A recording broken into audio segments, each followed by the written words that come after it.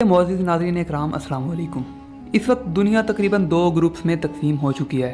Group 1 China, रूस, पाकिस्तान और इनके इत्तेहादी। ग्रुप 2 अमेरिका, इसराइल और उनके इत्तेहादी। अमेरिका ने चाइना को साउथ चाइना सी में घेरने के लिए तैयारियां मुकम्मल कर ली हैं और साउथ चाइना सी के इर्द गिर्द मौजूद तमाम ममालिक Japan, Philippine, Taiwan, Hong Kong, south Korea, Malaysia, Indonesia और ऑस्ट्रेलिया को चाइना के खिलाफ उकसाने में कामयाब हो गया है और यहाँ अपने डिस्ट्रॉयर्स और एयरक्राफ्ट कैरियर लेकर आ गया है और भारत को कहा है कि अपनी नेवी के जरिए आबनाए मलाका को चाइना के बहरी जहाज़ों के लिए बंद कर दे। याद रहे, आबनाए मलाका के जरिए चाइना की ज्यादातर तजारत होती है और चाइना का 80% तेल इसी रास्ते से गुजरता है। अगर ये रास्ता बंद होता है तो बदले में चाइना के पास सिर्फ ग्वादर बचता है अपनी तजारत के लिए, जो कि पाकिस्तान के लिए बहुत ही खुश आइंद बात है। जवाब में चाइना ने भी पॉलिसी बना ली है और अगर भारत आबनाए मलाका बंद करने की कोशिश करता है तो चाइना भी भारतीय रियासत सिक्किम पर कब्जा करके सिलीगुड़ी कॉरिडोर, जो कि भारत की 7 रियासतों को बाकी भारत से मिलाता है, उस पर कब्जा करके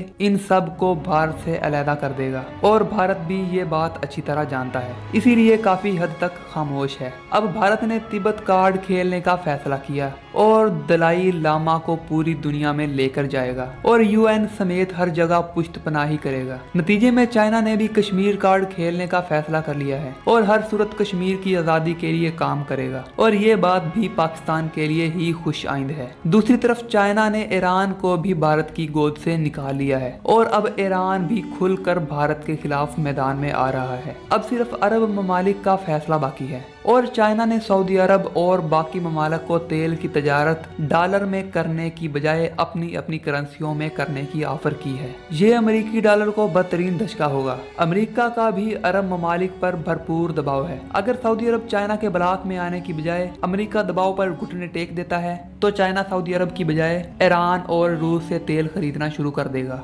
चाइना सिर्फ सऊदी अरब से $40 का तेल खरीदता है और ईरान पहले ही चाइना को आधी कीमत पर तेल देने की ऑफर कर चुका है। अरब ममालिक पर बहुत ही कड़ा वक्त है, लेकिन अमेरिका अपने दुश्मनों से ज्यादा अपने दोस्तों को डसता है और चाइना अपने दोस्तों को साथ लेकर चलता है। बाकी फैसला मोहम्मद बिन सलमान के स्वाबदीद है। इसराइल की कोशिश है कि खुद जंग में ना कूदे और अमेरिका, भारत और इत्तेहादियों के जरिए चाइना को शिकस्त दे। बिल्कुल वही पॉलिसी जो पहली जंग अजीम में अमेरिका की थी, जब रूस, बरतानिया और फ्रांस बमुकाबला जर्मनी, ऑस्ट्रिया, हंगरी और सल्तनत उस्मानिया थे और अमेरिका पहले 3 साल तक दोनों को असलाह और खुराक फरोख्त करके खूब पैसे कमाता रहा और आखिरी साल जब रूस इनकलाब के बाद जंग से बाहर हुआ और दोनों फरीकैन बहुत ज़्यादा कमज़ोर हो चुके थे तो ऐलान जंग कर दिया और इसी तरह जंग जीत गया। अब इसराइल की भी वही पॉलिसी है।